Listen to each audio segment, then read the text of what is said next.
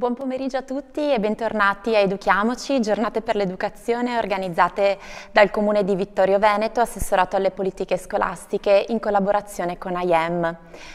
Ringraziamo tutti gli enti che ci hanno concesso il patrocinio e tutti i numerosi partner che sostengono a vario titolo il festival.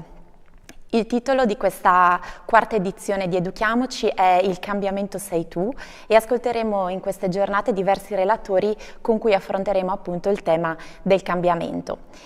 Siamo in diretta dalla scuola secondaria Lorenzo da Ponte di Vittorio Veneto e stiamo trasmettendo dalla pagina Facebook di Educhiamoci e sul canale YouTube del Comune di Vittorio Veneto. Salutiamo il pubblico che ci segue da tutta Italia e vi invitiamo sempre a condividere le nostre dirette sui vostri canali. Vi ringraziamo per il supporto che ci date in questo. Qui con noi in studio oggi pomeriggio c'è la coordinatrice pedagogica dell'Asilo Nido Comunale di Vittorio Veneto, Tiziana Boranga, che al termine di questo incontro ci aiuterà a fare alcune riflessioni e porterà eventualmente delle domande al relatore di oggi pomeriggio. Ricordiamo che tutto il programma della manifestazione è presente sul sito dedicato che è www.educhiamocivittorioveneto.it. L'incontro di oggi pomeriggio si intitola Il dito medio, educare è un atto rivoluzionario e abbiamo con noi per parlare di questo tema il dottor Fabio Porporato in collegamento online, che ringraziamo sentitamente per la sua presenza e la sua disponibilità. Ben arrivato, dottor Porporato. Fabio Porporato è psicologo, psicomotricista e psicoterapeuta in formazione, conduce percorsi di pratica psicomotoria in piccolo gruppo all'interno di nidi e scuole di infanzia, collabora con OPLA, Centro di Psicomotricità e Sostegno alla Crescita, ed è cofondatore di PICO, piattaforma di formazione continua in psicomotricità. Si occupa di coordinamento pedagogico, supervisione e formazione. Interessato alla prevenzione e alla promozione del benessere dei neogenitori, conduce percorsi di sostegno individuali e di gruppo e partecipa a incontri divulgativi sui temi dello 06. Dal 2018 condivide racconti e riflessioni attraverso i social e a giugno è uscito il suo primo libro, Perché lo fai? Una mappa per comprendere l'universo dei bambini.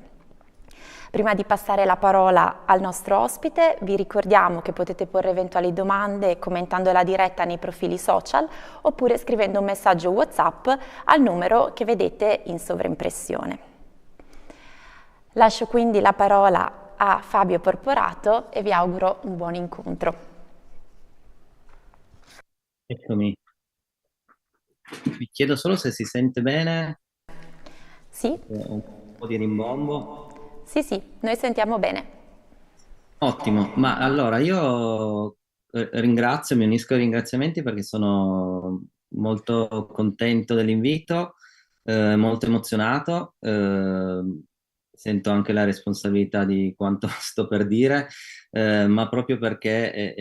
e di nuovo ringrazio chi mi ha invitato e chi ha organizzato e chi ha pensato che momenti come questi siano importanti perché come vi racconterò tra poco nel mio intervento, eh, c'è bisogno di sostegno da questo punto di vista. Non per dire che quello che dirò sarà particolarmente rivoluzionario, ma porterò insomma il mio contributo, ma perché nel mio lavoro incontro bambini, bambine, ma sempre di più adulti che hanno bisogno di sostegno di momenti come questi in cui ci si prende cura di loro. Quindi sento la responsabilità, però in qualche modo cercherò di non dilungarmi troppo su temi teorici, su temi di cui magari potete leggere su tanti libri, tra cui anche il mio, ma un po' come faccio nei miei profili social, un po' come ho cercato di fare nel libro, cercherò di fare anche oggi, diciamo, un atterraggio nella pratica, quindi nella relazione educativa e in quello che sono poi le fatiche che si incontrano tutti i giorni, sia da genitori che da adulti che si occupano di bambini, che da educatori, ma anche da nonni. Quindi cercherò proprio di farlo attraverso una serie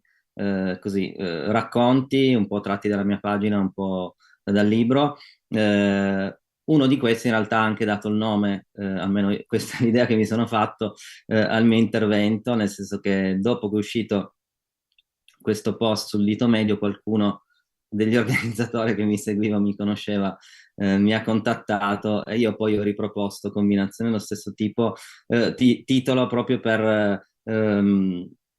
un po' perché c'era questo pensiero dietro, che forse qualcuno mi aveva insomma, notato per quel tipo di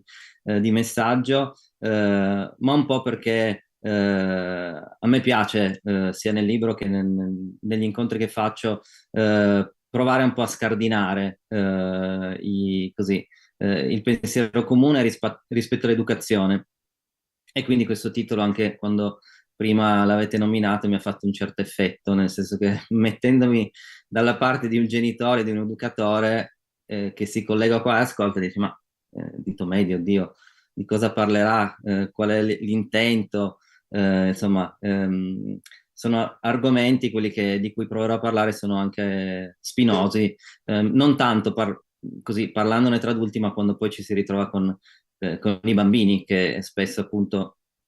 ci mettono alla prova, ci provocano, ma non provano tanto no, ma in realtà il livello di tenuta della relazione, ma di questo ne parleremo meglio dopo. Per non dilungarmi, io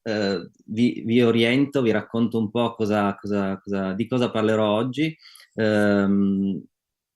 anche per farvi un po' capire quello che è importante fare nelle relazioni con i bambini. Quindi uno degli aspetti importanti di cui parlavo stamattina, ad esempio, che ero in un nido comunale con cui lavoro, è proprio quello di orientare i bambini e quindi lo faccio anche io con voi perché quando si è orientati si sa quello di cui si parla, l'attività che si sta per fare, quali sono i tempi, i momenti, si sta tutti un po' meglio. Quindi qua c'è già un piccolo consiglio, una piccola riflessione rispetto a come si può costruire una relazione educativa salda che tiene anche nelle situazioni in cui il bambino magari fa un dito medio, dice una parolaccia, urla o non si comporta come vorremmo. Quindi cercherò di raccontarvi questo tema molto grosso che è un po' anche lo sfondo, è il tema del festival di quest'anno, quindi il cambiamento sei tu, trattando tre punti. Il primo è un punto su cui andrò veloce, ma mi sembra doveroso, e cioè quanto è cambiato il ruolo di genitore, quanto attraverso cambiamenti socioculturali molto veloci, banalmente io mi ritrovo qua a parlare da uomo ma anche da papà, non solo da esperto, perché io come tanti altri papà, così come tante altre mamme, cerchiamo di fare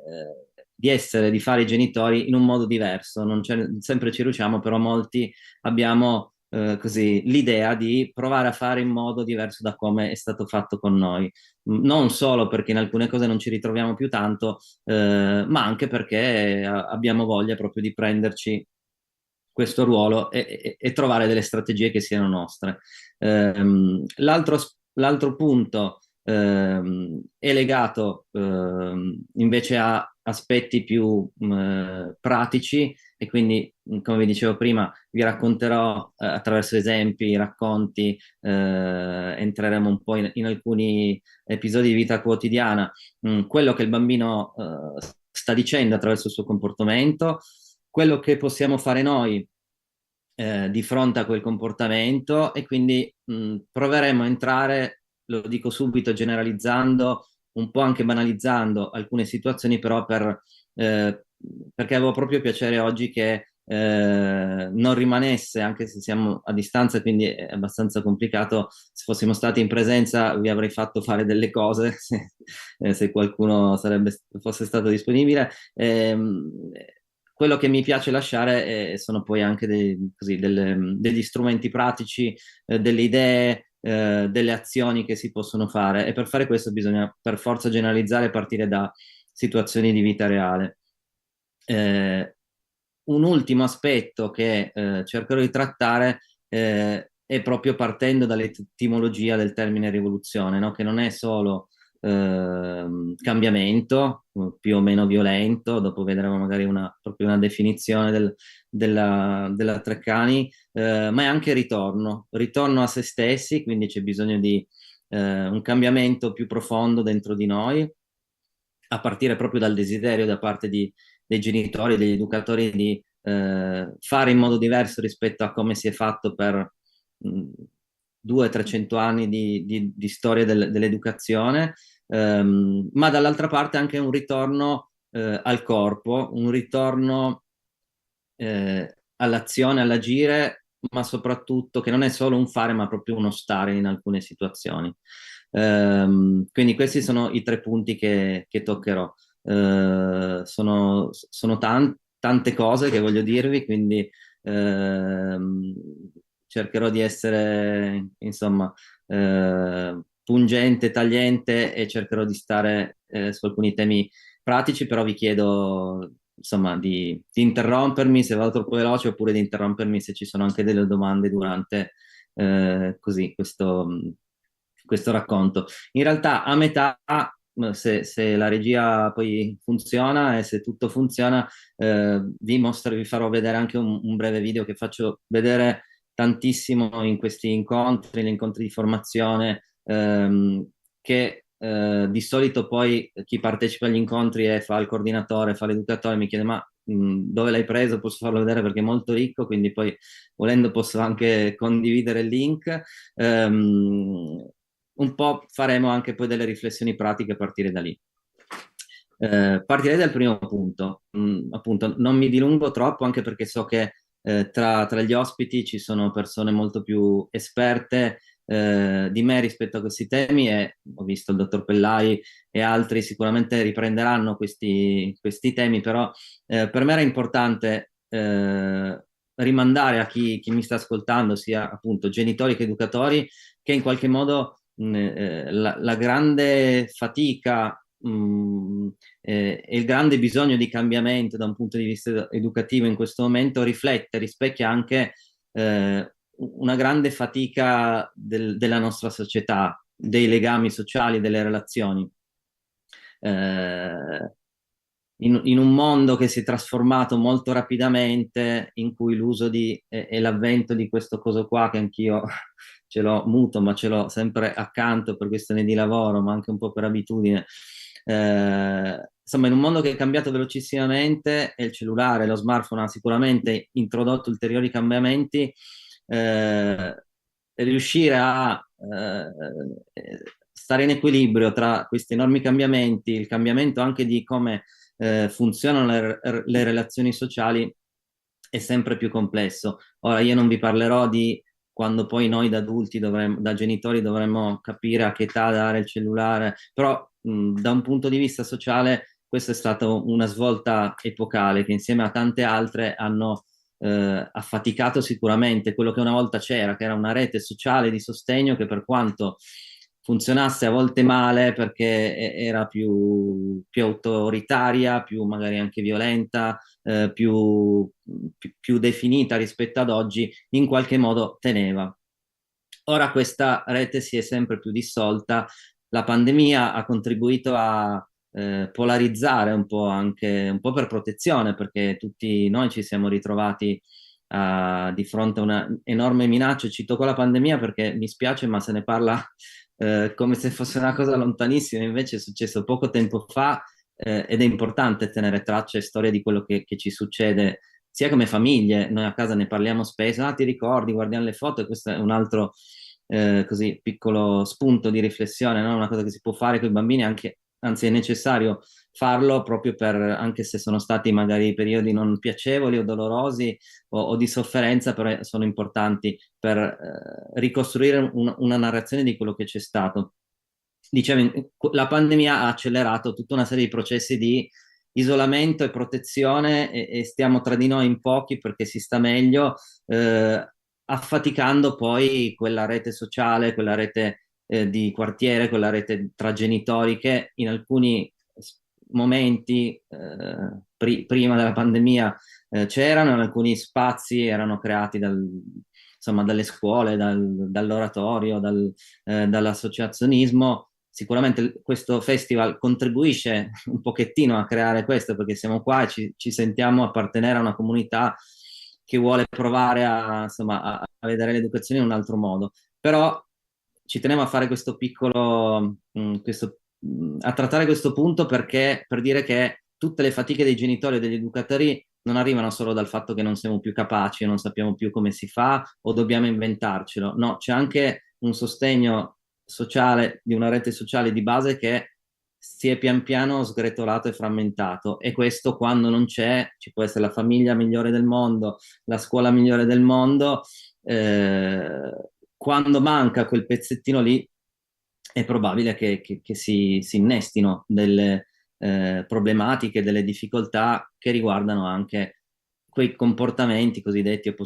oppositivo-provocatori, che poi sono quelli che ci allarmano e ci mettono appunto in difficoltà quando a metterli in campo sono dei bimbi, magari dei bimbetti di 2 o 3 anni, no? Ci immaginiamo subito, dobbiamo fare qualcosa perché poi il rischio è che questi siano adolescenti che incendino le macchine o facciano atti di bullismo. Quindi il primo aspetto è occhio che è importante creare momenti come questi in cui ci si confronta, è importante creare di nuovo o cercare di creare una rete sociale che dia sostegno laddove forse si sta un po' perdendo. Quindi, ad esempio, banalmente nella pratica dei servizi educativi, in quelli in cui lavoro io, in quelli in cui faccio il consulente, sono tornato a ripetere e stiamo ricostruendo dopo il Covid, che è stato un momento di passaggio in cui abbiamo tutti evitato di organizzare di nuovo incontri con i genitori piuttosto che serate informative. Questo non si poteva fare fino a un certo punto. In alcuni contesti ci siamo un po' seduti e abbiamo detto ok, vabbè, pian piano poi li ricostruiamo. Il bisogno invece di questi momenti di confronto, di queste reti di sostegno, che fossero anche l'aperitivo tra genitori, in cui però poi si parla di bambini, ci si confronta, è qualcosa di molto importante e non bisogna perderlo di vista. Per tanti motivi, primo fra tutti è che noi esseri umani siamo esseri che hanno bisogno della relazione e di stare con gli altri. Siamo programmati fin dalla nascita a cercare l'altro per l'accudimento, poi per la scoperta delle relazioni, poi per il piacere di stare insieme, poi per il piacere dello scontro, dell'opposizione. Però dobbiamo ricordarci che noi siamo costruiti così, poi cambiamo quando le situazioni sociali, culturali cambiano, però in qualche modo è importante insomma, andare un po' controcorrente rispetto al pensiero, alla società che invece ci sta portando verso polarizzazioni, frammentazioni, come se ormai o sei di una squadra o dell'altra, non si può più discutere, non c'è più una critica che possa essere accettata. E questo toglie anche un po' di senso di colpa per chi lavora nei servizi, per chi è genitore, perché tantissime fatiche poi dei genitori che si rivolgono a me o che conosco nelle scuole è ok, no, io non faccio più niente perché qua tanto sbaglio, e se sbaglio poi mi sento in colpa perché tutti mi guardano e dicono che è colpa mia. Non è così, non è solo colpa degli adulti che si occupano dei bambini, ma c'è una mancanza proprio di base più allargata che bisogna insomma ricostruire. Mi fermo e vado avanti perché il tempo è poco. Come vi dicevo, io prima di ieri, degli scorsi giorni, quando ho provato a immaginare e focalizzare un po' meglio così il contenuto di questo mio intervento, ho fatto tanti pensieri, tante riflessioni, come faccio continuamente quando sono nelle scuole o quando parlo con gli adulti che si occupano di bambini. Mi sono chiesto appunto effettivamente perché educare può essere un atto rivoluzionario, se solo lo si può intendere come per educare oggi c'è bisogno di rivoluzionare, quindi agire, riprendendo un po' la definizione dell'enciclopedia, del dizionario, di rivoluzione come atto di cambiamento spesso violento che punta appunto a stravolgere lo status quo, quindi l'equilibrio, no? Sicuramente c'è questo nel mio pensare all'educazione come atto rivoluzionario. C'è bisogno anche perché siamo noi primi genitori, educatori che vogliamo farlo, vogliamo cambiare, vogliamo agire in un modo diverso, pensare in un modo diverso, stravolgere un po', non tutti, ma tanti pensano sia necessario. Lo status quo, quindi quello che è il mondo dell'educazione, i concetti educativi, le regole, così come ci sono state tramandate finora. Un po' perché, e questo lo dico spesso alle educatrici e ai genitori con cui lavoro, proprio perché la società non è più come una volta, non funzionano più questi metodi, quindi banalmente lo dico soprattutto alle educatrici con più esperienza, che lavorano da più tempo. Vi sarete accorte che una volta bastava uno sguardo, bastava alzare la voce, e quello ha un effetto soprattutto in queste situazioni, diciamo, di comportamenti da dito medio, parolacce. Adesso banalmente bisogna cambiare perché non funziona neanche più. Ma aspetto ancora più importante è che questo cambiamento, diciamo, rivoluzionario è fondamentale per noi adulti, perché altrimenti non risultiamo credibili, non risultiamo coerenti, e soprattutto falliamo completamente in quello che è l'unico strumento principe che fortunatamente anche le più recenti ricerche in campo neuroscientifico, oltre che di psicologia evolutiva, è quello che davvero fa la differenza, soprattutto nelle situazioni in cui il bambino mette in atto comportamenti oppositivi, provocatori, di sfida, possiamo chiamarli in tanti modi, ed è la relazione. Cioè l'incontro tra un adulto e un bambino che hanno ruoli e poteri anche diversi, però di fatto hanno gli stessi diritti e doveri all'interno della relazione. Se non si impara con allenamento, se non ci si mette, allenamento vuol dire stando con i bambini, giocando con loro, abbassandosi al loro livello, ma soprattutto entrando proprio nel loro mondo, che è principalmente fatto di pensiero magico, di gioco, di gesti, di posture, di corpo, e quindi anche di dita che si alzano e che hanno l'effetto di insomma, suscitare forti reazioni negli adulti. Ecco che perdiamo qualsiasi possibilità di farci ascoltare, rispettare, fra virgolette, perdiamo qualsiasi possibilità di costruire quella relazione che viene chiamata di autorevolezza, in cui non è che siamo uguali, non è che siamo che vale tutto. Io in qualche modo ho un altro ruolo, ho sicuramente più potere, devo essere consapevole di questo potere, ho più mh, doveri, ho sicuramente un corpo più grande, più grosso, più forza, quindi devo anche imparare a utilizzare il mio corpo per farmi ascoltare,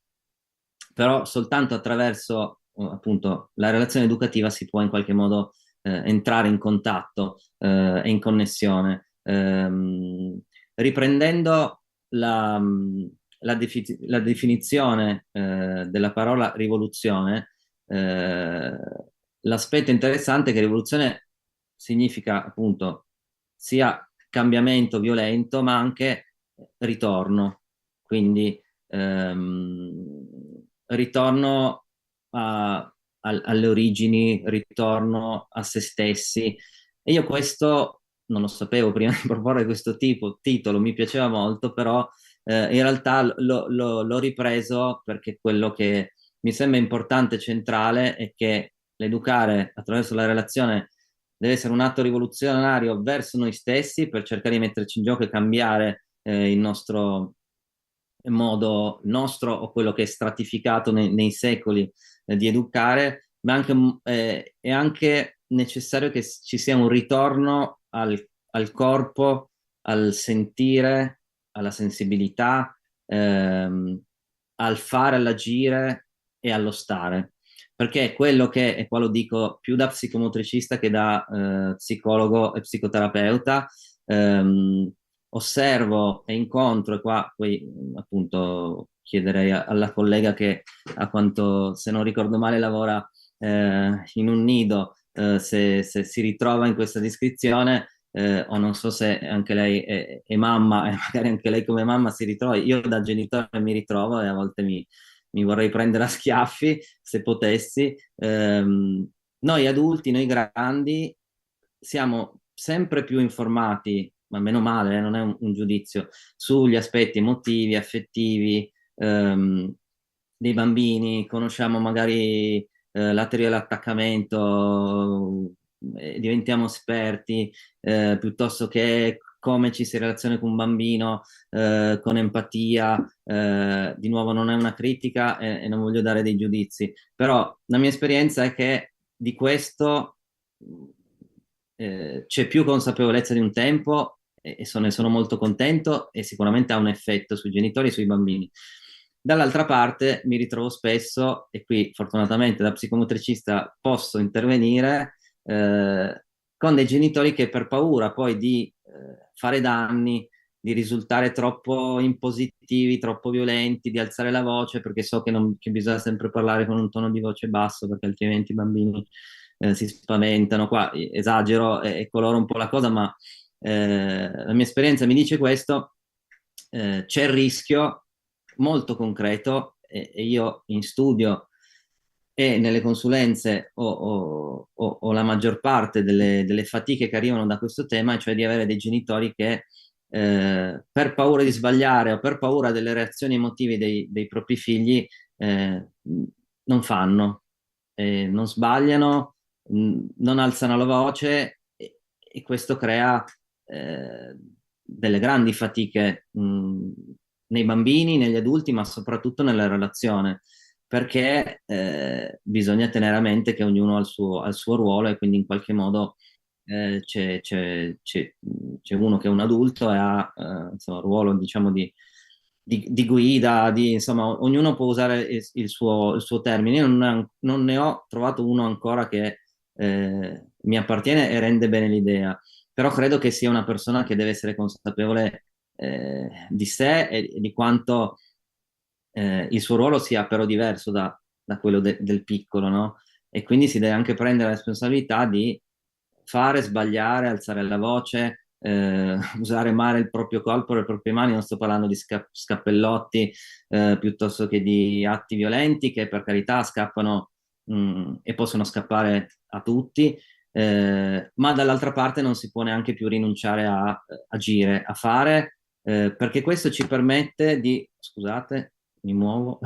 di avere un allenamento a stare con i bambini, stare prima di tutto col corpo nella relazione, anche e soprattutto nei momenti più faticosi. E qua mi fermerei un attimo e chiederei alla regia di mostrare il video. Purtroppo non si può ascoltare l'audio, però il video può essere utile.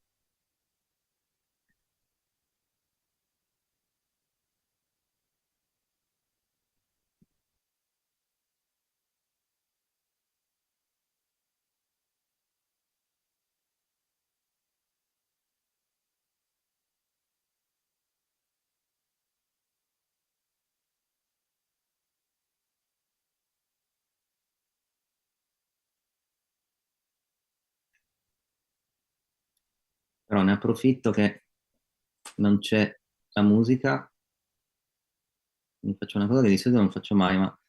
c'è un po' una telecronaca di quello che succede e di quello che mi colpisce. E se riuscite a stare focalizzati sulle immagini, io dico cosa è interessante perché vi sto facendo vedere questo video. Un po' perché c'è un papà in una posizione di holding, di accudimento, di contenimento, diciamo, e questo mi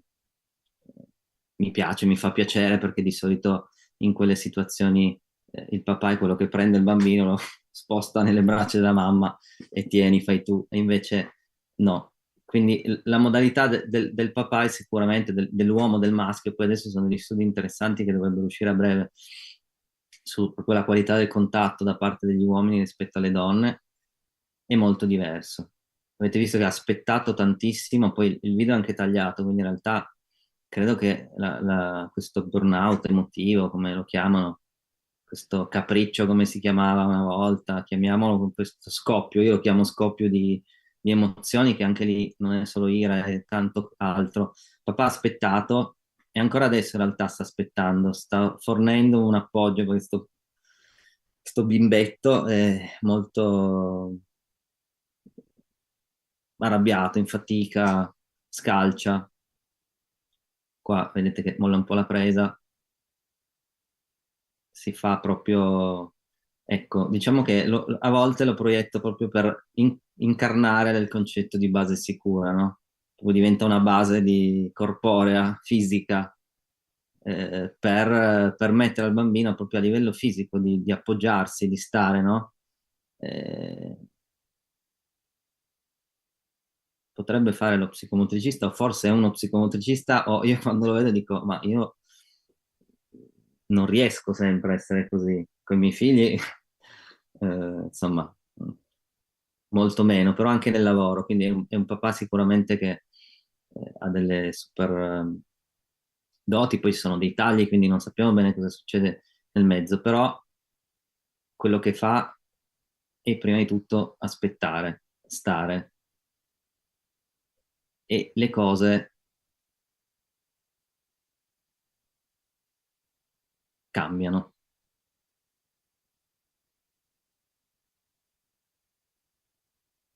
Ok, grazie. E le cose cambiano, per cui, come vi dicevo prima, quando vi parlavo insomma, della seconda accezione della parola rivoluzione, quindi come un ritorno a se stessi, un ritorno al corpo e un ritorno all'imparare a stare in quelle situazioni lì in cui è molto faticoso perché appunto i bambini poi a quell'età lì picchiano, respingono, scalciano, ad altre età lo fanno in un altro modo, a parole, con i gesti, e quindi è molto difficile stare in quelle situazioni. Quello che, e qua di nuovo ribadisco l'importanza di un evento come questo, non perché parlo io, ma anche perché parlano altre persone che, oltre ad essere colleghe, come Silvia Iaccarino, piuttosto che altri che parleranno dopo, finalmente si parla anche di teoria palivagale, di teoria dell'integrazione sensoriale, quindi in qualche modo c'è già anche a livello divulgativo e di formazione per gli addetti al settore, ma anche per i genitori, rispetto a tutta una serie di nuove ma vecchie, perché hanno tanti anni queste teorie che si occupano proprio del corpo, di come un bambino sta in una situazione di sicurezza, e per farlo stare in una situazione di sicurezza c'è bisogno di stare in quella situazione lì in cui il bambino scalcia, picchia, e noi ci poniamo come base sicura e accogliamo e facciamo contenimento, perché come succedeva una volta, che uno sguardo o una parola aveva anche quel potere di contenimento sul versante del guarda che però se fai così mi arrabbio e chissà come finisce. Adesso lo sguardo e la parola non ha quell'effetto, il non fare niente non ce l'ha neanche, e però neanche, tornando al discorso di prima, il cercare di parlare a voce calma, cercare di verbalizzare le emozioni. Ecco, questi aspetti sono molto importanti, ma è uno step dopo. Come avete visto nel video, la prima cosa da fare nelle situazioni di scoppio emotivo, crisi emotiva, che non sono provocazioni in questo caso, ma sono momenti di fatica in cui il bambino ha bisogno dell'altro, della relazione per co-regolarsi, quindi regolarsi insieme all'altro. Lì c'è bisogno del corpo, c'è bisogno di stare, c'è bisogno di fermare. Se il bimbo avesse iniziato a picchiare, forse l'ha fatta, ha dato qualche colpo il papà ha messo le mani così.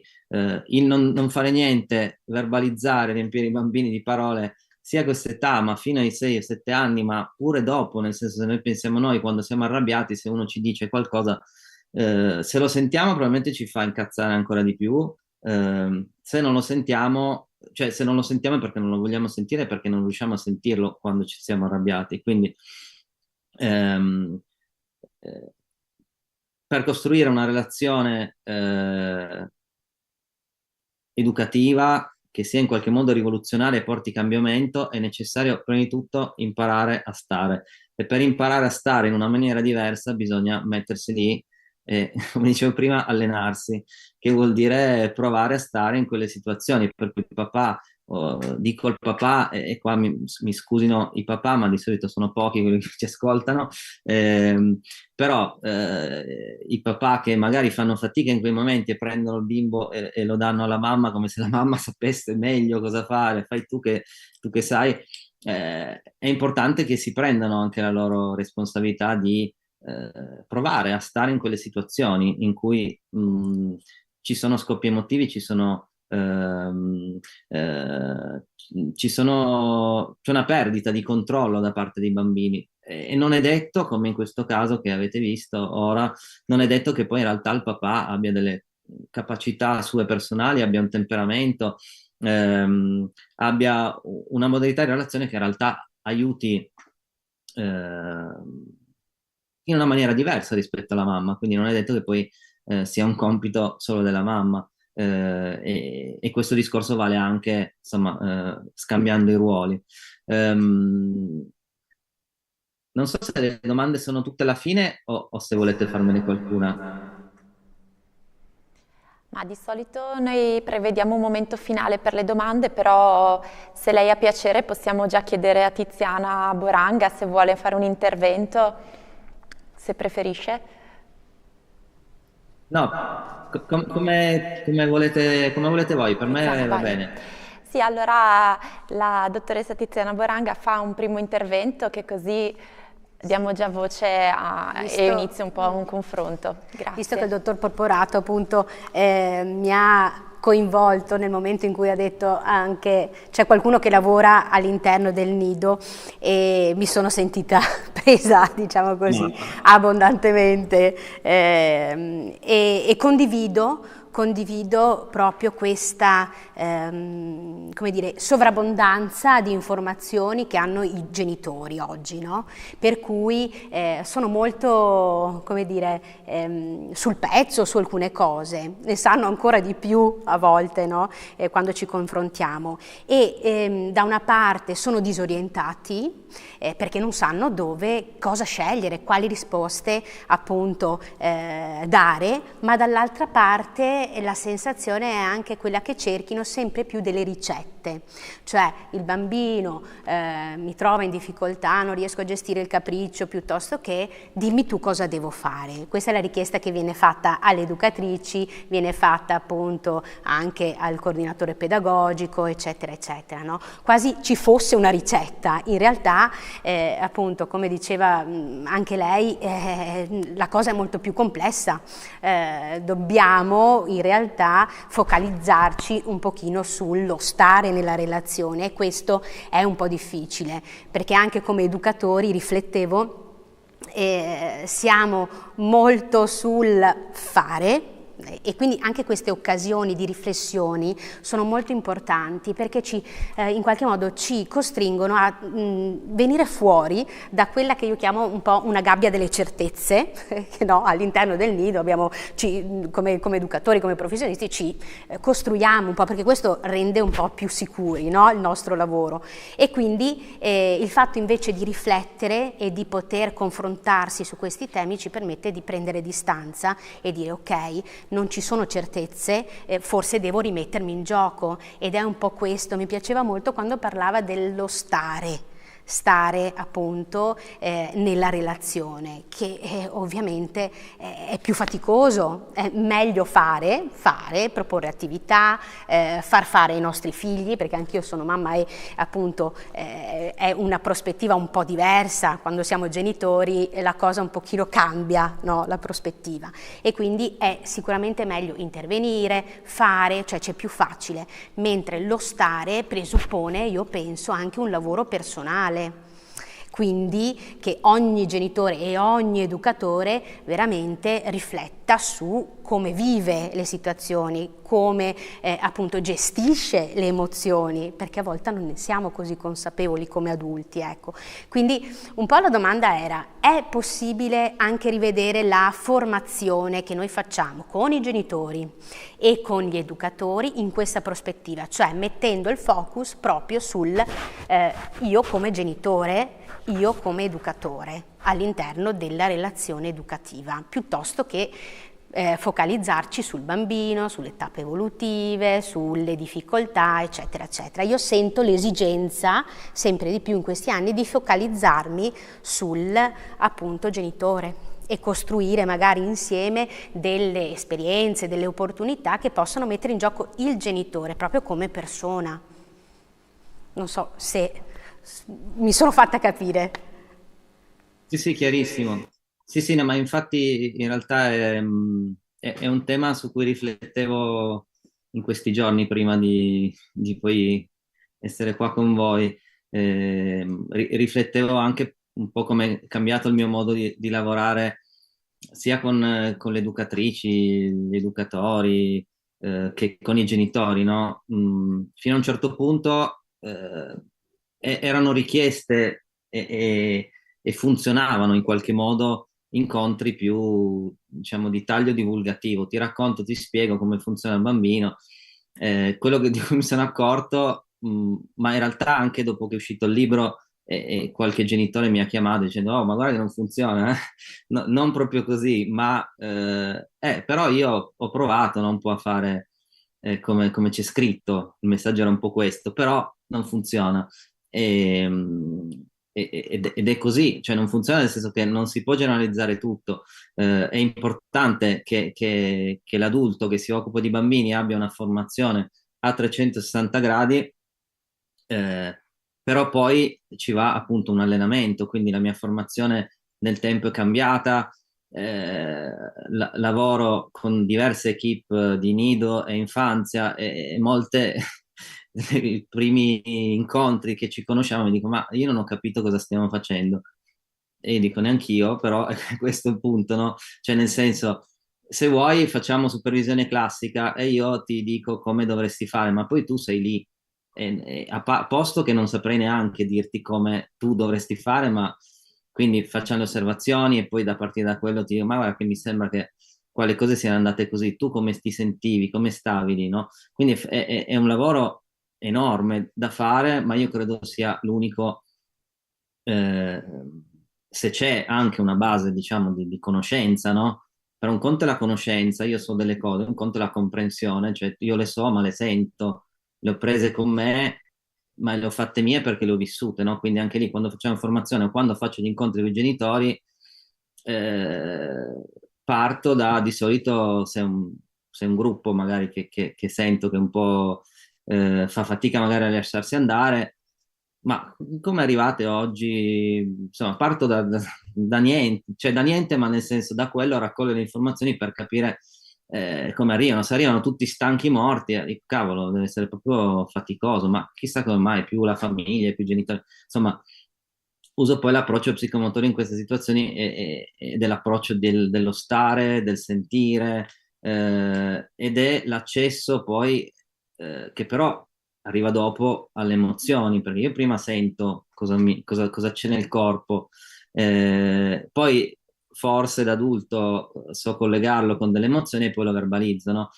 E invece un po' la trappola, secondo me, appunto, è il fatto di considerare la rivoluzione educativa come un ritornare al corpo, è proprio un no, prima aspetta, prima devi sentire cosa c'è qua, cosa c'è, che non è solo brutto, non è solo sofferenza, dolore, chiaramente spesso le fatiche arrivano da quei momenti lì, però in realtà capita, credo, a tutti o quasi tutti di commuoversi, emozionarsi in delle situazioni anche piacevoli o di sorpresa o di felicità con i bambini, no? Perché poi ci sono anche quelli, noi di solito parliamo sempre delle cose faticose, dolorose che creano sofferenza, no? Però ci sono anche quelle. Dopo che ho sentito, collegato alle emozioni, poi allora posso verbalizzare. E quindi questo prevede un grande allenamento che prevede spazi che lo permettano, no? E anche così, anche una possibilità da parte di chi è coinvolto, genitori, insegnanti, educatori, a mettersi in gioco. Ma io questo in realtà lo vedo, nonostante le resistenze iniziali, io ho visto persone anche con una grande esperienza che prossime alla pensione, che potevano benissimo stare sedute e continuare a fare, come dicevi prima, come si è sempre fatto, in una zona di comfort, mettersi in gioco perché poi di fatto, soprattutto, e qua spezzo una lancia in favore a tutta la categoria, soprattutto chi fa questo lavoro, sotto sicuramente ha una passione, ha una fiammella, no? Che se non si è proprio spenta del tutto, appena ti metti in una situazione di gioco, di messa in discussione, se non è troppo, insomma,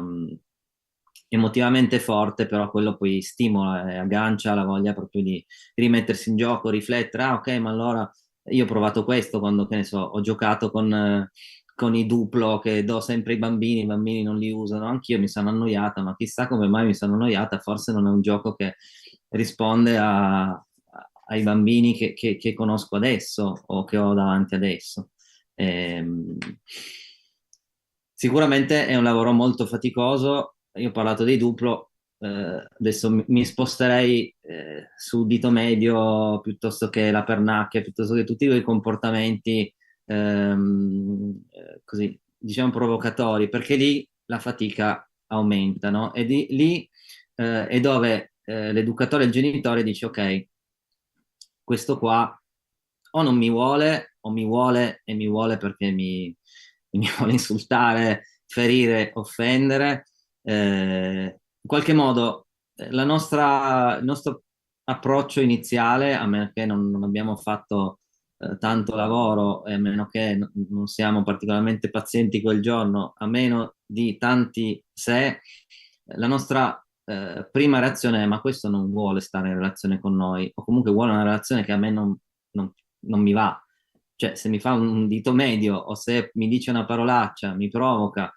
oppure se fa apposta quello che sa che non si dovrebbe fare, qua non vuole la relazione, vuole lo scontro, che non è una relazione.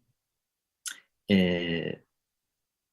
Ci sono tantissimi casi, quindi io non voglio generalizzare, però prendendo ad esempio a spunto il post del dito medio, in realtà lo stavo leggendo ieri perché insomma, non mi ricordo così bene quello che scrivo a distanza di tempo. In realtà sì, parlavo di mia figlia che in macchina ha iniziato a fare questo dito medio, ma in realtà avevo pensato anche a altri bimbi che lo fanno a scuola e anche lì ci sono tanti messaggi che i bambini mandano e raccontano. Potrei mettermi qua ad analizzare tutti i messaggi che vogliono raccontare e mandare in quel momento. Può essere un messaggio di è una cosa vietata, so che è vietata, oppure so che ha quella reazione sull'adulto, lo faccio perché è molto figo, molto bello, fa star bene essere provocatori. Benissimo, anche qui informazione, ad esempio, facciamo dei giochi con gli adulti, con le educatrici, ad esempio, in cui ci sono in un gruppo di 10, 5 fanno le bambine o i bambini dispettosi che fanno i dispetti agli altri e gli altri quindi cercano lo scontro, la diciamo così, e le altre non possono reagire, subiscono. Se provate a farlo anche voi a casa o se provate una situazione del genere, vi accorgerete che anche da adulti c'è un grandissimo piacere nel provocare, nel fare dispetti. Se io adesso vi dico provate a pensare a una discussione con il vostro compagno, il vostro marito, vostra sorella, quanto piacere provate nel dire una cosa che sapete che a lui o lei fa arrabbiare tanto. Cioè, la prima cosa è, boh, te lo dico anche so che ti arrabbi o ti fa star male, ma te lo dico, finalmente mi sono liberato, mi sento forte. Quella sensazione lì, i bambini la provano, ce l'hanno, e loro. È considerato che, e qua dico una cosa, diciamo, di tipo divulgativo informativo, considerato che ricevono miliardi di sensazioni da 0 a 7-8 anni, il loro sistema di integrazione sensoriale fa una grande fatica a metterli insieme, capite che se il bimbo è in una situazione in cui le sue sensazioni sono positive nel fare quello, gli altri bimbi magari si fermano, lui sente che ha ancora più potere, l'adulto si ferma, si rigidisce, magari si arrabbia anche, però se la reazione dell'ambiente è di darti tanto potere, prima di capire, no, però non lo faccio perché questa cosa non si fa, perché non è educato fare il dito, oppure non si fa i dispetti agli altri, non si ruba il gioco all'altro perché l'altro sta male, insomma, è molto difficile che un bambino fino ai 7 anni abbia la capacità di fermarsi di fronte a una sensazione così potente come quella che voi provate quando dite una cosa spiacevole a un'altra persona per il gusto di sentirvi voi quello forte, no? Poi dopo chiedete scusa, a volte riuscite a fermarvi, altre volte no, però è qualcosa che succede anche a noi adulti, no? Quindi sicuramente importante informazione, ma anche se tornate a casa stasera o comunque vi ritrovate nei prossimi giorni nella relazione, in uno scontro di questo tipo con i vostri figli, provare a partire da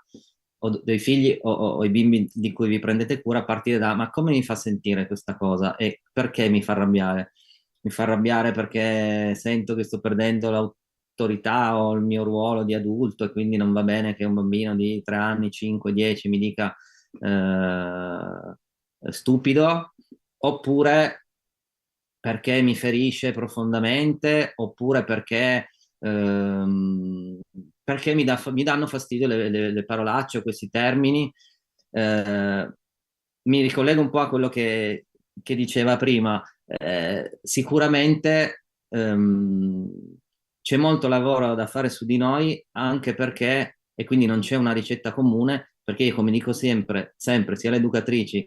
che i genitori, gli adulti in generale che lavorano, che stanno in relazione con i bambini, e che non è che c'è una regola, cioè ci sono poche regole che sono quelle, e io cito sempre quelle della psicomotricità,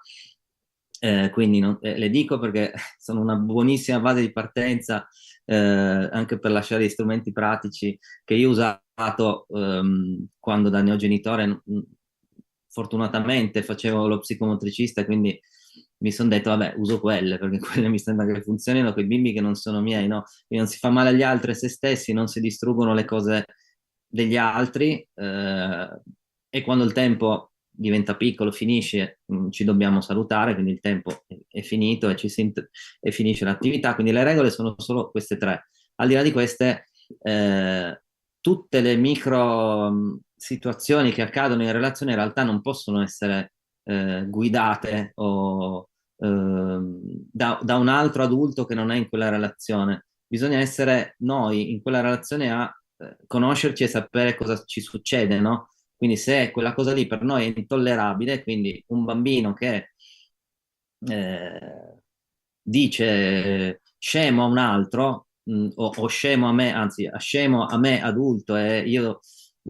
perdo la pazienza, mi dà fastidio, devo valutare per quale motivo mi perdo la pazienza, mi dà fastidio o mi tocca così tanto. Può anche essere, no, io per mia etica e morale personale, che ha tutta una sua storia di generazione in generazione, però ha la sua dignità di essere così, io non lo tollero. Per me è importante che un bambino non dica queste parole all'adulto. A me personalmente, Fabio, papà di Pietro Adele, non mi dà fastidio se mi dicono per scherzare delle cose, se me lo dicono in un altro momento è un altro paio di maniche, però non si può mettere una regola, non si può scrivere su un libro, non si può dire a una consulenza che questa cosa non deve essere fatta in assoluto. Ci sono casi e casi, sicuramente questo ci rimanda all'idea che è tutto di nuovo una questione relazionale, quindi nella relazione ognuno ha il suo ruolo, anche lì l'adulto ha il suo peso, che a volte è ingombrante, è troppo, però deve poter dire no, questa cosa a me non fa stare bene, non mi piace, non va bene. Ed è importante che questo poi possa essere declinato in una relazione. Chiaramente, se tu di fronte hai un bambino che è completamente sregolato, non puoi aspettarti che se gli dici guarda, a me questa cosa per come sono io non mi sta bene, lui la capisca, è un discorso da fare ed è un no da dire tante volte, da spiegare, si fa un lavoro magari se è una situazione, diciamo, all'interno di un contesto educativo e che magari riguarda tutto il gruppo, allora si può progettare e fare un lavoro proprio su questo, come le parole dette agli altri, cioè come le parole possono far male agli altri. Ed è una cosa che ad esempio in psicomotricità accade spesso, soprattutto nei bimbi un po' più grandi, che crescendo magari non picchiano più perché sanno che non si può fare, e non lo fanno più perché hanno, diciamo, la comprensione, quella di cui parlavo prima, del fatto che se spingo uno da il posto dei salti, quello cade anche se è morbido, ma magari si fa male o magari anche solo si spaventa, quindi io gli ho fatto male, magari non fisicamente, però gli ho provocato una paura che insomma si poteva evitare. Crescendo magari iniziano a dire delle parole agli altri oppure a escludere, oppure quindi i comportamenti diventano meno aggressivi e tra virgolette violenti dal punto di vista fisico, ma più da un punto di vista relazionale, verbale, no? Quindi in queste situazioni si può fare un grande lavoro, sempre se si è disposti a considerare quanto noi siamo coinvolti, come siamo coinvolti, quanto ci riguarda, perché, ripeto, il dire no, questo non si dice perché no, oppure perché è una regola, oppure perché si è sempre fatto così. Un aspetto importantissimo che io qua mi sono segnato, mi sono anche sognato diverse volte quando penso ai bambini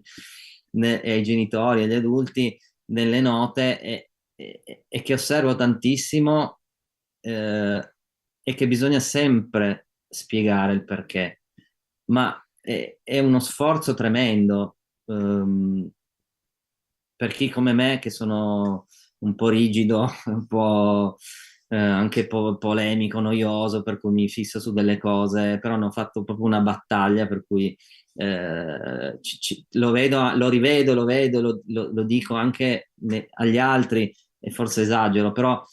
è importantissimo proprio per costruire una relazione educativa eh, rivoluzionaria, nel senso che porta cambiamento e porta insomma una relazione autentica, quella di spiegare il perché, cioè nel senso che può anche essere perché io non voglio, perché a me fa paura, però il dire no, questo no, oppure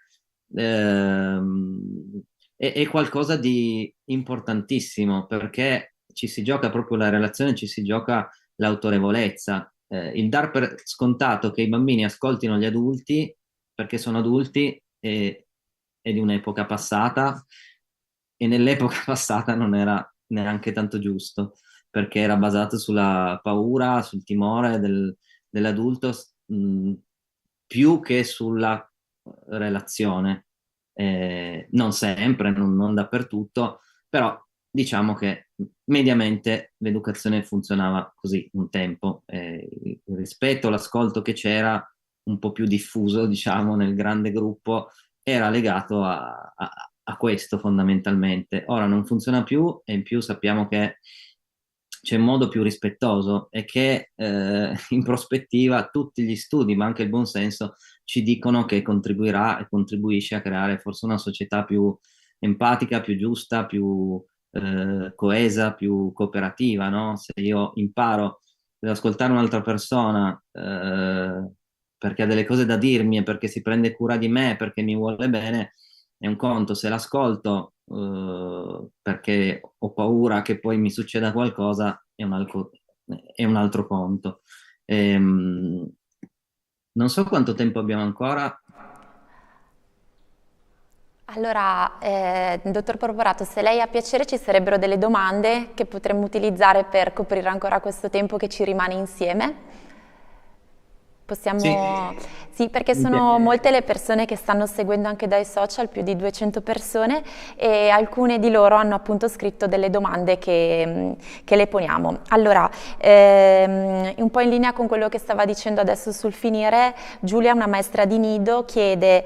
molti bambini, al di là degli atti provocatori, insomma, usano anche le mani come strumento di comunicazione, forse perché spesso è la modalità che vivono in casa per placare i loro comportamenti. Come dovrebbe parlare un educatore a questi genitori? Ci si deve limitare a far vivere al bambino una situazione temporanea serena finché è a scuola, oppure in qualche modo bisogna parlare apertamente ai genitori? Che cosa ne pensa e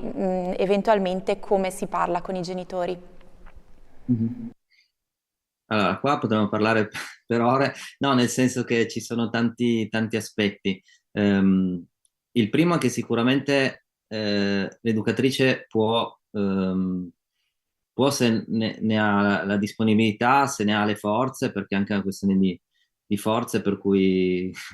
lo dico per chi ascolta e magari è un educatore. Io non sono educatore, ma lavoro con le educatrici e educatori e fanno un lavoro pazzesco, per cui dovrebbero sicuramente essere pagate molto di più e molto più gratificate, riconosciute. Detto questo, se ha la forza e l'energia per fare anche un lavoro con i genitori, come si dovrebbe fare, ma effettivamente è un lavoro collaterale molto grande. Sì, dare, se sembra che sia quello il caso, dare magari l'indicazione di, appunto, prima di tutto chiedere, capire cosa succede a casa, perché le idee che abbiamo sui bambini a casa sono un po' come quelle che hanno i genitori dei bambini a scuola, quindi sono idee diverse e non sempre rispondenti alla realtà. Qualcosa di vero c'è, no? Quindi se il bambino si comporta in un certo modo a scuola è perché forse a casa, anche a casa succede e viceversa. Quindi in questa situazione può essere utile dire, ma guarda, ho visto questo, per caso succede anche a casa, perché sai, sarebbe utile, ma prima di tutto per te, mamma, papà, no? Perché non è che puoi, insomma, farti picchiare, perché non va bene, perché non è un rimando, mh, adatto, e perché non è giusto che né un adulto né un bambino venga picchiato, no? Quindi se questa è la situazione, gli si può dare questo rimando. Se la situazione è inversa, perché anche qua mentre lo dicevo mi stavo chiedendo, ma in che senso il bambino vede ste...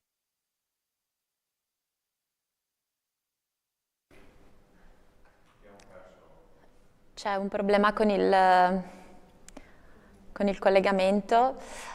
Allora, vediamo se riusciamo a ripristinare un attimo la linea col dottor Porporato. Mi avete Sì, perso? eccoci qua di nuovo. Sì, avevamo perso un momento il collegamento, però è tutto ristabilito. Quindi noi No, abbiamo... mi chiedevo se nella domanda, se la domanda era rispetto al fatto che i genitori, insomma, utilizzassero le mani per contenere, oppure il contrario, il bambino le utilizzava sui genitori, perché accadono entrambe le Anche cose. quello. In ogni caso, io credo che serva chiarezza e serva autenticità, onestà anche nella relazione con i genitori, offrendosi, perché qua poi diventa problematico, offrendosi non tanto come io so e ho anche qua in una relazione educativa con gli adulti che si occupano di questi bambini.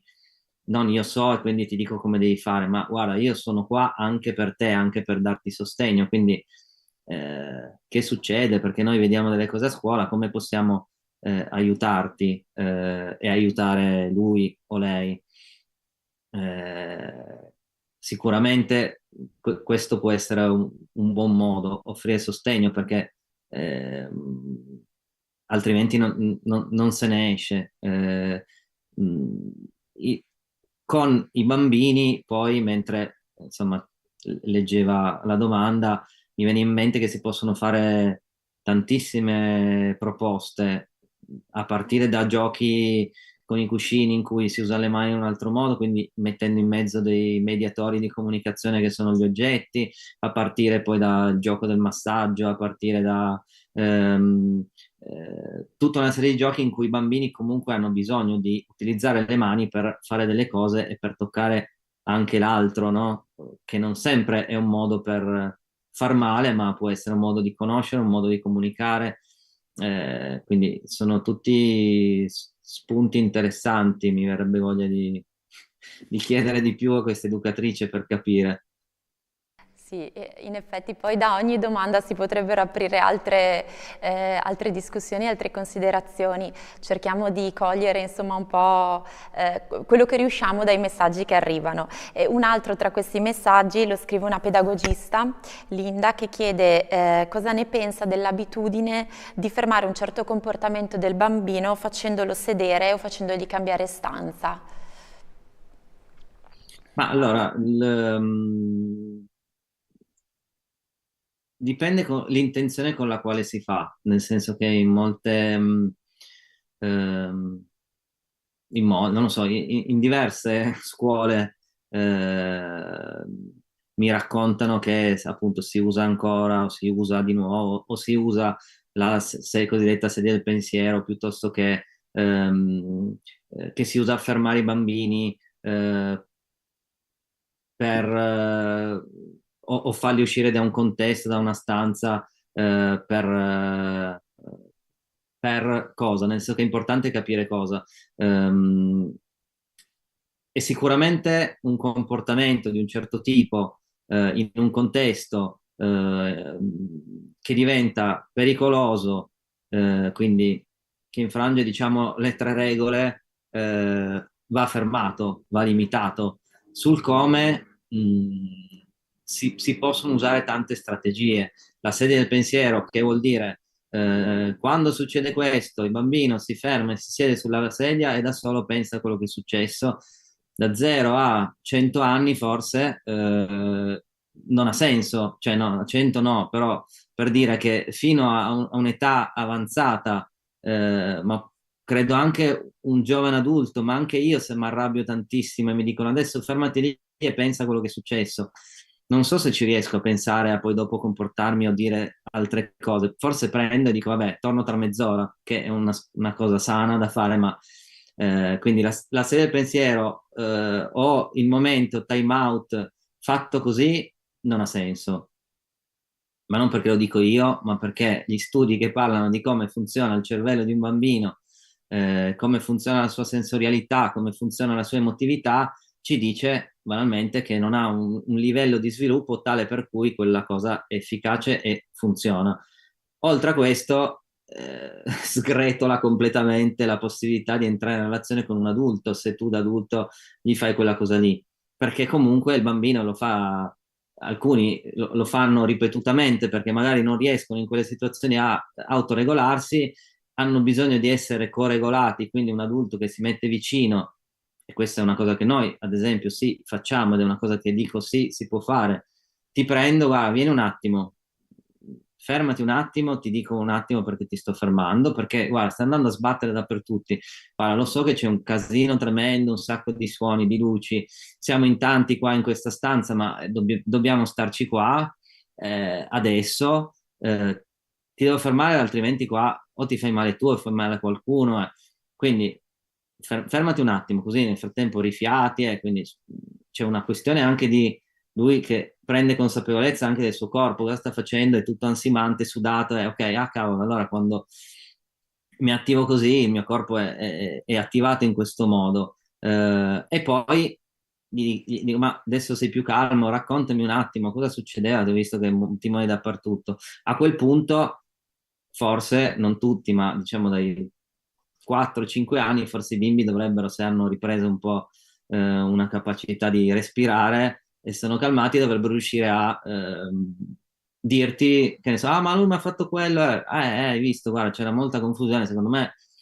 non so se l'ha fatta apposta, guarda, cosa dovresti fare? Continuare a correre come un pazzo, guarda,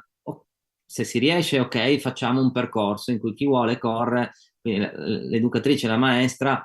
sistema lo spazio, lo adatta a quello che è il bisogno di quel bambino, però lì bisogna considerare quanti bambini sono, com'è lo spazio, c'è il materiale per creare un percorso in cui chi vuole può correre come un pazzo e si costruisce un percorso circolare così non ci si scontra. Insomma, si fanno poi delle proposte per cui rispondo un po' al bisogno di quel bambino, ma nel frattempo non lo sto punendo, nel frattempo l'ho fermato, che è la prima cosa da fare. Però, per quello che dicevo, dipende qual è l'intenzione. L'intenzione deve essere nelle situazioni di regolatezza, di pericolo, nelle situazioni in cui ci si sta facendo male, è che prima di tutto bisogna fermare. Le urla, la voce, non sempre funziona, quindi è per quello che dicevo anche prima, bisogna riallenarsi a usare il corpo. Molti genitori, molte educatrici fanno fatica a fermare fisicamente i bambini perché sentono che quel modo lì fisico di fermare è una violenza. Lì probabilmente ci sono anche delle questioni personali, questioni teoriche, non lo so cosa, però sicuramente il canale corporeo è quello che con alcuni bambini funziona meglio che con altri e quindi bisogna reimparare a usare il corpo e a fermare in un modo nuovo, no? Perché non è il vecchio modo che ti prendo, ti strattono e poi ti incolla una sedia o ti metto dietro la lavagna oppure ti do due bacchettate, no? Esagerando, ma è un modo di, quando non sono ancora troppo attivato, fermo un attimo, ti prendo, ti fermo, ti tengo dalle spalle, mi metto giù, ti guardo in faccia. È qualcosa che, insomma, rientra in un discorso di costruire una relazione anche corporea e quindi anche autorevole e quindi anche una relazione che ti sta fermando, non ti sto rimandando l'idea che ti vorrei eh, bloccare al muro, appendere a una sedia, ma ti sto rimandando l'idea, guarda che ti sto fermando per la tua sicurezza, oltre che per la sicurezza del gruppo, oltre che per la mia, che sono responsabile di quella situazione per cui se qualcuno si fa male poi è un problema anche mio. Certo, grazie. E c'è ancora un'ultima domanda di un papà da Vicenza che chiede come allenarsi o se ci sono delle strategie per provare a stare, come si diceva prima, nei momenti di rabbia e di provocazione dei bambini ed eventualmente quando non ci si riesce, se ci sono delle conseguenze a livello psicologico per il bambino. Ma dei consigli su come stare, direi solo stare. Cioè, quello che facciamo poi in formazione in psicomotricità è quello che propongo io, ma altri colleghi che hanno la stessa formazione, alle educatrici, ad esempio, anche ai genitori, è proprio quello di togliere più che mettere, no? Proprio chiudere la bocca, cercare di non dire niente, anche quando ci verrebbe da fare, a meno che non siano situazioni pericolose o situazioni troppo gravi, troppo forti. Se non sta succedendo niente di grave, come nel caso del video che ho fatto vedere prima, quello che poteva succedere è che il bimbo iniziasse a picchiare il papà, allora magari lo fermava, oppure iniziava a sbattere la testa contro il muro, allora ti fermavo, lo fermavo. Altrimenti, molte volte in quelle situazioni, ma io per primo, mi viene da dire, vabbè, basta, oh, smettila di piangere, cioè perché mi dà fastidio il pianto, perché sento che sto perdendo il controllo, perché mi dà fastidio le urla. Io lo so perché l'ho fatto tante volte in formazione, l'ho fatto con i miei figli, lo faccio con i bimbi con cui lavoro e quindi sono consapevole di cosa a me tocca quel pianto, quella reazione. Quello che può fare quel papà o chiunque lavori con i bambini è prendersi quel tempo di solo stare per ascoltare se stessi. Quindi quello che è così importante è che anche i più recenti studi neuroscientifici ci dicono che sia l'organo di senso più importante nella situazione relazionale, che è l'enterocezione, cioè quello che io sento da dentro me stesso, che sono tutte sensazioni. Io adesso so che ne so che se sento male dalla parte del fegato è una rabbia che io mi sto trattenendo, che non vuol dire che devo buttarla fuori, ma vuol dire che forse quella situazione mi sta creando della rabbia e quindi una volta che lo so, dico, ma chissà perché c'ho questa rabbia, mi dà fastidio sto rumore, mi dà fastidio, e allora poi faccio delle azioni al limite, che sono anche quelle di dire, ok, questa cosa adesso per me è troppo, perché ci sono dei momenti in cui per me è troppo, e se posso chiamo la moglie, la compagna, la collega, dico vieni un attimo, vado un attimo in bagno, oppure faccio un respiro, oppure mi bevo un bicchiere d'acqua. Spesso la tendenza e la chiamata che abbiamo noi adulti è devo stare comunque qua con lui, altrimenti lo sto abbandonando nel suo dolore, nella sua frustrazione, quindi ci devo stare anche se però io in questa cosa ci sto male. Visto che è qualcosa che ha bisogno di un allenamento, piuttosto che starci male, che poi uno arriva pieno e poi sbotta, piuttosto lo dice sempre che sia una situazione sicura, non è che se un bimbo si sta insomma, sta prendendo a pugni il tavolo o il muro e io non ce la faccio, me ne vado a rischio che si faccia male. Trovo un modo per trovare e ricentrarmi anch'io, altrimenti diventa faticoso. Questo è un primo consiglio, però diventa davvero difficile. Sarebbe bello chiedere al papà che cosa, no, suscita in lui quella situazione, perché ognuno, cioè, poi sono cose simili, altre molto diverse, si può approfondire la propria storia personale, il proprio modo di essere stati educati, ed è un viaggio, una scoperta incredibile per se stessi, per la propria famiglia, ma anche proprio per il modo di costruire delle relazioni. Però questo aspetto sicuramente è importante, non farsi venire subito la voglia di togliere quel dolore, di togliere quel pianto, di agire, di fare per forza qualcosa. Per stare bisogna proprio solo stare, anche se è faticoso. Eh sì, a volte, e questo è un po' anche proprio lo spirito di Educhiamoci, è più importante ricentrarsi su noi adulti che in qualche modo entriamo nella relazione con i bambini a vario titolo, come genitori, educatori, insegnanti, e cercare di capire noi come ci sentiamo e effettivamente che cosa quel bambino ci muove dentro, prima ancora di fare qualcosa. E direi che con questa ultima considerazione del dottor Porporato arriviamo verso la conclusione di questo incontro. Io ringrazio ancora appunto Fabio Porporato per aver partecipato ad Educhiamoci con il suo contributo, grazie infinite. Ringrazio Tiziana Boranga che è stata qui con me e diamo appuntamento ai prossimi incontri della giornata, ringraziandovi anche da parte del Comune di Vittorio Veneto, assessorato alle politiche scolastiche, per essere stati con noi anche oggi pomeriggio. Più tardi alle 17:30 ci sarà l'incontro con il dottor Fabio Olivieri dal titolo Dalla norma alla pratica, costruire comunità di educatori e pedagogisti, e infine questa sera alle 20:30 avremo con noi Maria Rita Parsi